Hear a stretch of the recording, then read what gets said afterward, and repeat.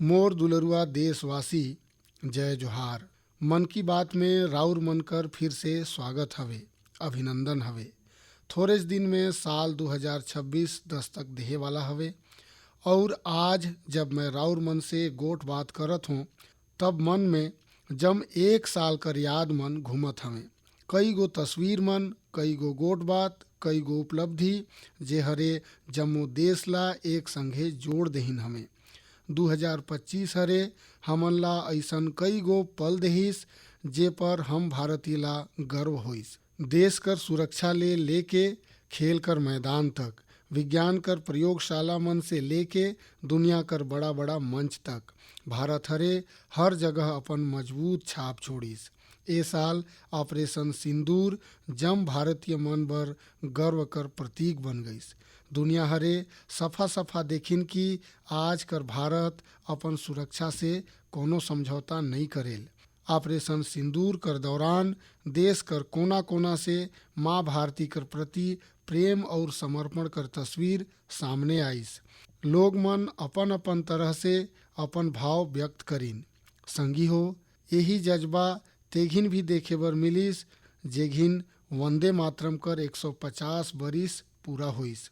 मैं रौरे मन से ए चिरौरी करे रहन कि हैशटैग वंदे मातरम 150 कर संघे अपन संदेश और सुझाव भेजी। देशवासी मन ए अभियान में बढ़ चढ़ के हिस्सा लेहिन। संगी हो, 2025 खेल कर लिहाज से भी एगो यादगार साल रहिस। हमर पुरुष क्रिकेट टीम हरे आईसीसी चैंपियंस ट्रॉफी जीतिन। महिला क्रिकेट टीम हरे पहली बार विश्व कप अपन नाम करिन। भारत कर बेटी मन हरे महिला दृष्टिबाधित T20 विश्व कप जीत के इतिहास रच देहिन। एशिया कप T20 में भी तिरंगा शान से लहराइस। पैरा एथलीट मन विश्व चैंपियनशिप में ढेरे चकन पदक जीत के ये साबित करिन कि कोई बाधा हौसला मन ला नहीं रोक सके। विज्ञान और अंतरिक्ष कर क्षेत्र में भी भारत हरे बड़ा छलांग लगाइस हवे। शुभांशु शुक्ला पहला भारतीय बनिन जो अंतर्राष्ट्रीय अंतरिक्ष स्टेशन तक पहुंचिन। पर्यावरण संरक्षण और वन्य जीव मन कर सुरक्षा ले जुड़ल कई गो प्रयास भी 2025 कर पहचान बनिन। भारत में चीता मन कर संख्या भी अब 30 से बगरा होगी सवे। 2025 में आस्था, संस्कृति और भारत कर अद्वितीय विरासत सब एक संघे दिखाई देहिन। साल कर शुरुआत में प्रयागराज महाकुंभ कर आयोजन हरे जम दुनिया ला चकित करिस।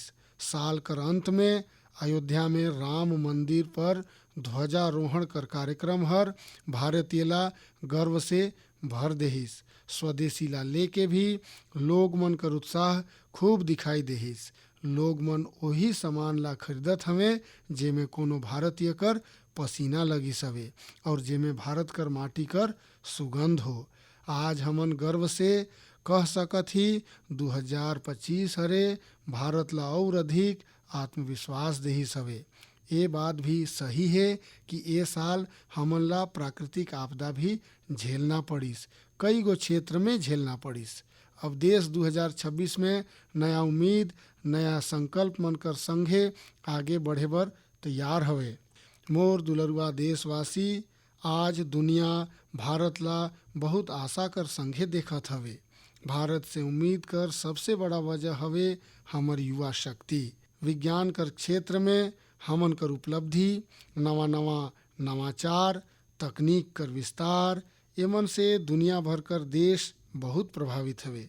संगी हो, भारत कर युवा मन में हमेशा कुछ नया करे कर जुनून हवे और वो मन उतने जागरूक भी हवे। मोर युवा संगी कई बार मोर से ये पूछते कि राष्ट्र निर्माण में वो अपन योगदान कैसे बढ़ाएं, वो कैसे अपन आइडिया बांट सकत हवे। कई गो संगी पूछते कि मोर सामने वो अपन आइडिया कर प्रस्तुति कैसे दे सकत हवे।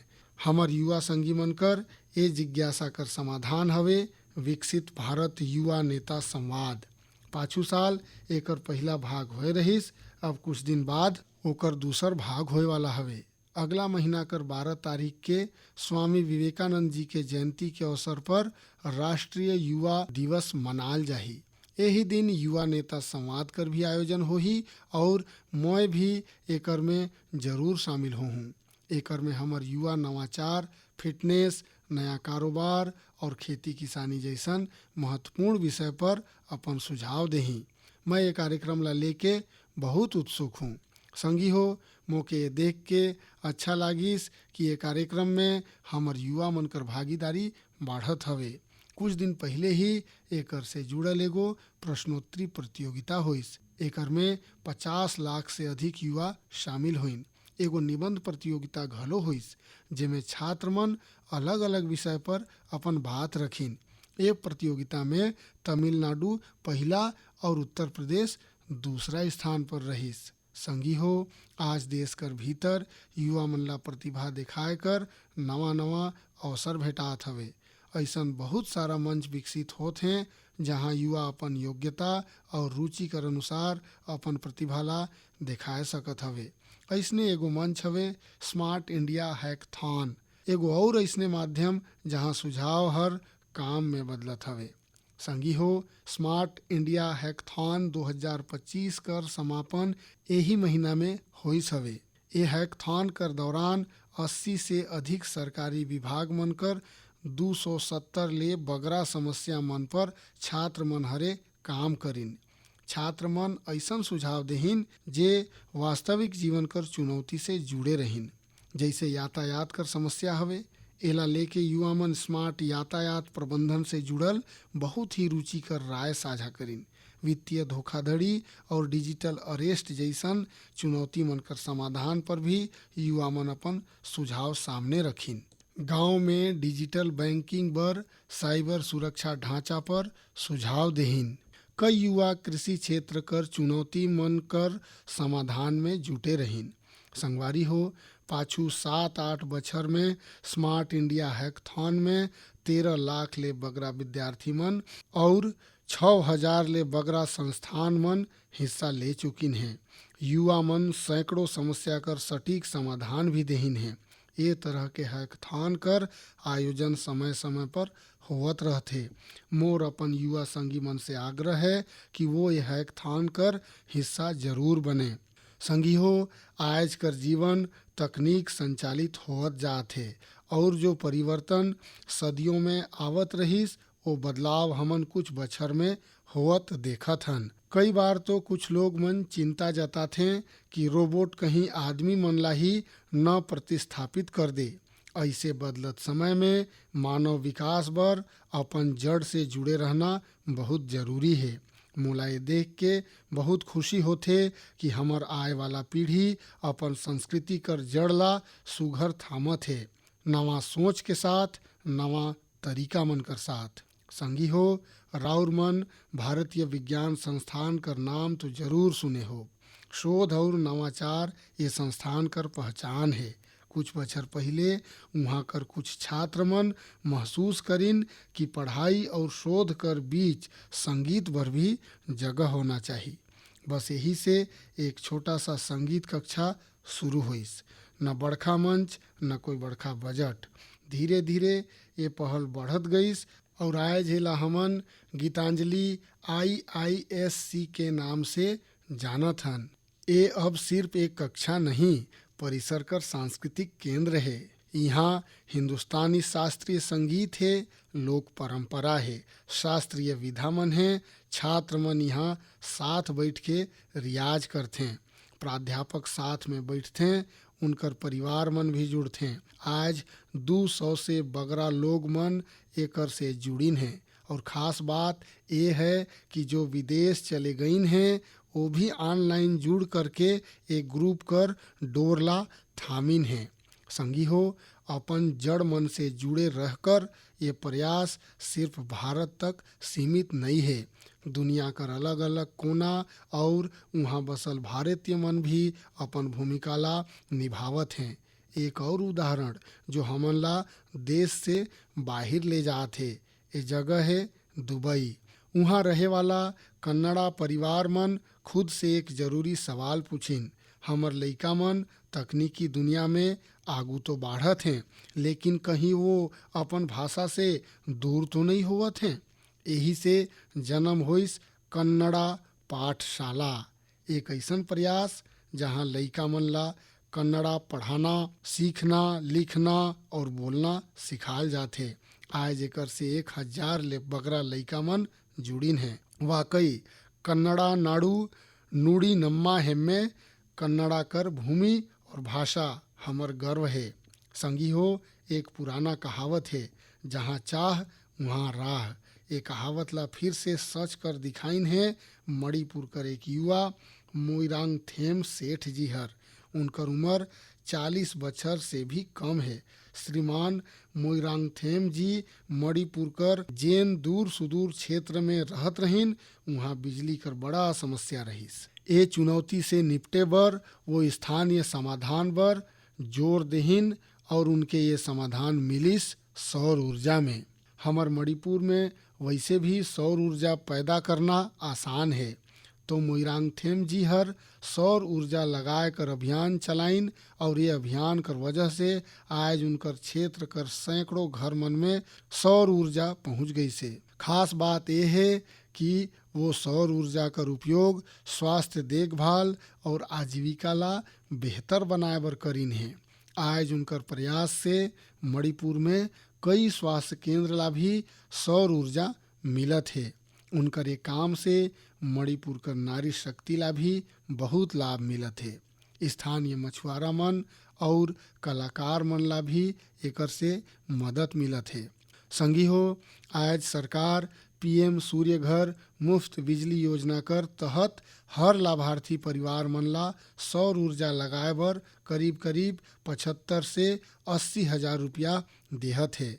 मोइरांग थेम जी कर ये प्रयास वैसे तो व्यक्तिगत प्रयास है, लेकिन सौर ऊर्जा से जुड़ल हर अभियान ला नवा गति देहत है। मैं मन की बात कर माध्यम से मैं उनके शुभकामनाएं देहत हूँ। मोर दुलरवा देशवासी हो, आई अब तनिक हमन जम्मू कश्मीर कति चलत हन। जम्मू कश्मीर कर सांस्कृतिक और ऐतिहासिक विरासत उनकर एक ऐसन गाथा ला साझा करना चाहत हो जो रौरे मन के गर्व से भर देही। जम्मू कश्मीर कर बारामूला में जेहनपोरा नाम कर एक जगह है, वहाँ लोग मन बरसों से कुछ ऊंचा ऊंचा टीला देखत आवत रहिन। साधारण से टीला कोनो ला पता नहीं रहिस कि ये का है। फिर एक दिन पुरातत्ववेता कर नजर ए पर पड़िस।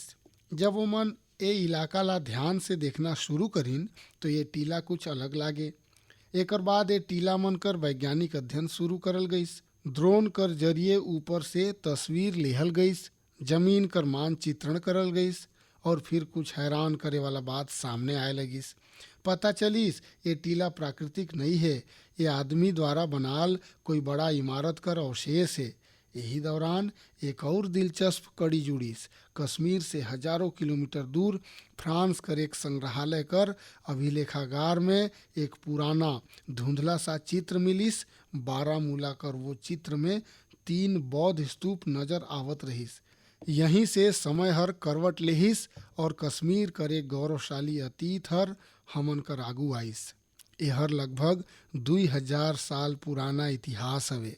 कश्मीर कर जेहनपोरा कर ये बौद्ध परिसर हमन ला सुरता दिलाथे। कश्मीर कर अतीत का रहिस, ओकर पहचान कितना समृद्ध रहिस।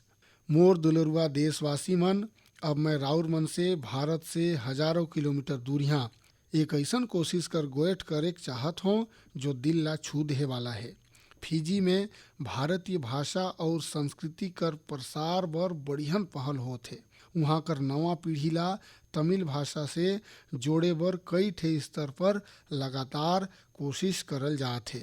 पाछू महीना फिजी कर राकी इलाका में वहाँ कर एक स्कूल में पहली बार तमिल दिवस मनाल गईस। ओ दिन लइका मन ला एक ऐसन मंच मिलिस जहाँ ओमन अपन भाषा पर खुला दिल से गौरव व्यक्त करीन। बच्चा मन तमिल में कविता सुनाइन, भाषण देहिन और अपन संस्कृति ला पूरा आत्मविश्वास कर संगे मंच पर उतारिन। संगी हो, देश कर भीतर भी तमिल भाषा कर प्रचार बर लगातार काम होथे। कुछ दिन पहले ही मोर संसदीय क्षेत्र काशी में 4था काशी तमिल संगमम होइस। अब मैं रौरे मन ला एक आवाज सुनाए जात हूँ। राउर सुनी और अंदाजा लगाई तमिल बोले कर कोशिश करत ये बच्चा मन कहाँ कर हैं। வணக்கம். பாரத் அரசங்கத்தல் ஓரே பாரதம் உன்னத பாரதம் நடத்தப்பட்ட காசி தமிழ் சங்கமம் 4 தமிழ் கற்போம் நான் ரொம்ப கார்க்க உதாரணத்துக்கு ஏன்னு தமிழில் इंट्रोडक्शन कासियोड़ भूमिल नानु पायल पटेल और सुकिन्स इंटर कॉलेज की मानवी अनेवरकुम येन वड़क्कम। संगवारी हो राउर मनला जान के हैरानी हो ही तमिल भाषा में इतना सहजता से अपन गोठ रखे वाला ये बच्चा मन काशी कर हैं, वाराणसी कर हैं। इनकर मातृभाषा हिंदी है, लेकिन तमिल भाषा कर प्रति लगाव हर ए मनला तमिल सीखे बर प्रेरित करी से।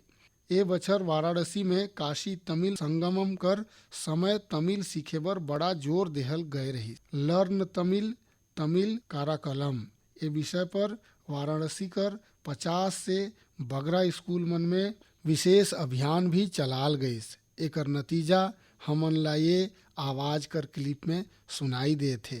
एन्न पेर वैष्णव नान निवेदिता शिक्षा सदन बालिका इंटर कॉलेज वाराणसी पढ़िक्किरेन नान काशी तमिल कर्कलाम 4.0 ला तमिल भाषा टिक्कावुम इल्लुवम करेन इंधा वयपुक्क पराधान नरेंद्र मोदी अवगलेगु नान नंटी सोलिगरे।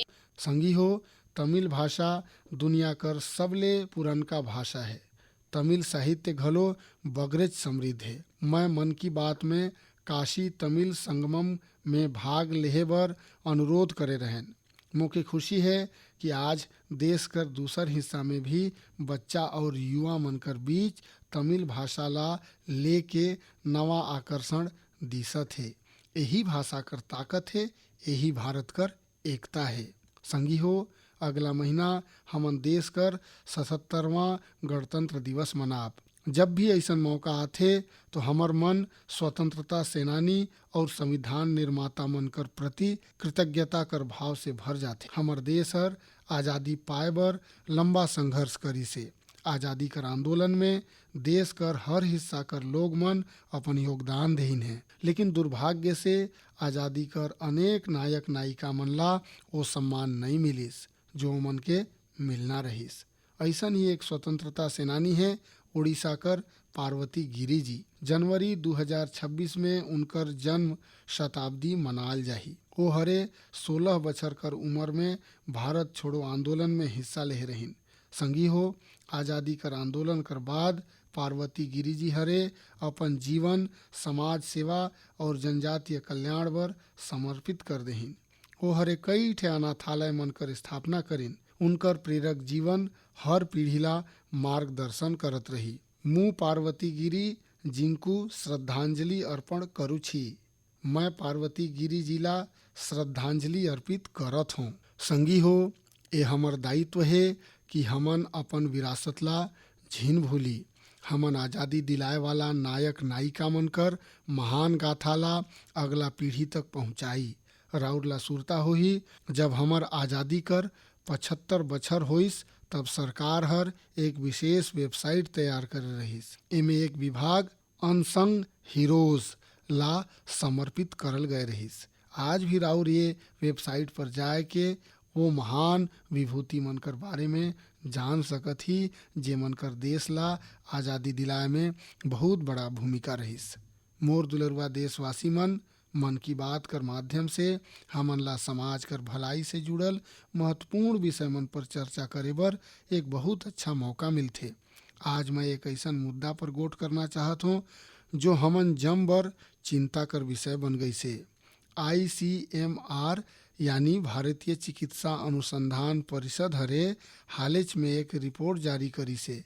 इमें बताल गई से कि निमोनिया और UTI जैसन कई ठे बीमारी मन कर खिलाफ एंटीबायोटिक दवा कमजोर साबित हुए थे। हमन जम बर ये बहुत चिंताजनक है। रिपोर्ट कर अनुसार एक बड़ा कारण लोग मन द्वारा बिना सोचे समझे एंटीबायोटिक दवा कर सेवन है। एंटीबायोटिक ऐसन दवा नहीं है जेला ऐसनेच लेहल जाए। इनकर उपयोग डॉक्टर कर सलाह से ही करेक चाहिए। आजकल लोग ये माने लगिन हैं कि बस एक गोली लेब हर तकलीफ दूर हो जाही। यही वजह है कि बीमारी मन और संक्रमण ये एंटीबायोटिक दवा मन ऊपर भारी पड़त हैं। मैं राउर जमझन से आग्रह करत हूँ कि कृपया अपन मन मर्जी से दवा मन कर इस्तेमाल करे से बाँची। एंटीबायोटिक दवा कर मामले में तो ये बात कर ध्यान रखना बहुत ज़रूरी है। मैं यही कहूँ, दवाई मन बर सलाह और एंटीबायोटिक बर डॉक्टर कर जरूरत है। ये आदत राउर सेहत के बेहतर बनाए में बहुत मददगार साबित होए वाला है। मोर दुलरुआ देशवासी हो, हमर पारंपरिक कला मन समाज ला सशक्त करे के साथ ही मइनसे मन कर आर्थिक प्रगति कर भी बड़ा माध्यम बनत है। आंध्र प्रदेश के नारसापुरम जिला कर लेस क्राफ्ट कर चर्चा अब पूरा देश में बाढ़त है। ये लेस क्राफ्ट कई पीढ़ी से महिला मन कर हाथ में रही से। बहुत धैर्य और बारीकी के साथ देश कर नारी शक्ति हर एकर संरक्षण करी से। आज ये परंपरा ला एक नया रंग रूप कर साथ आगू ले जायल जात है। आंध्र प्रदेश सरकार और नाबार्ड मिल के कारीगर मन ला नया डिजाइन सिखात हैं, बेहतर कौशल और प्रशिक्षण देहत हैं और नया बाजार से जोड़त हैं। नारसापुरम लेस ला जीआई टैग भी मिली से। आज एकर से 500 ले बगरा उत्पाद बनत है और 250 ले बगरा गांव मन में करीब करीब 1 लाख महिला मन के एकर से काम मिलत है। संगवारी हो, मन की बात ऐसे लोग मन ला आगू लाने कर भी मंच है जे अपन परिश्रम से न सिर्फ पारंपरिक कला मन ला आगू बढ़ात हैं बल्कि एकर से स्थानीय लोग मन ला भी सशक्त करत हैं। मणिपुर कर चूरा चांदपुर में मार्गरेट रामथार सीएम उनकर प्रयास ऐसने ही है।